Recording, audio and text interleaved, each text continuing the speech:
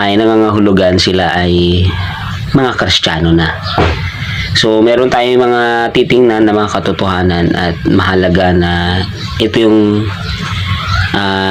tingnan natin na batayan. So, una, ang pag-aaralan natin sa umagang ito is yung mga maling paniniwala. So, ang lahat ng tao ay anak ng Diyos, kaya masasabing lahat ay Kristiyano. So, yun po yung mga maling paniniwala. Una, sabi sa Bible, ito ay hindi totoo sapagkat tinutukoy niya sa John 8:44 na hindi lahat ng tao ay anak ng Diyos. Sabi niya doon, "For you are of your father the devil, and the lust of your father he will do. He was a murderer from the beginning. He abode not in the truth.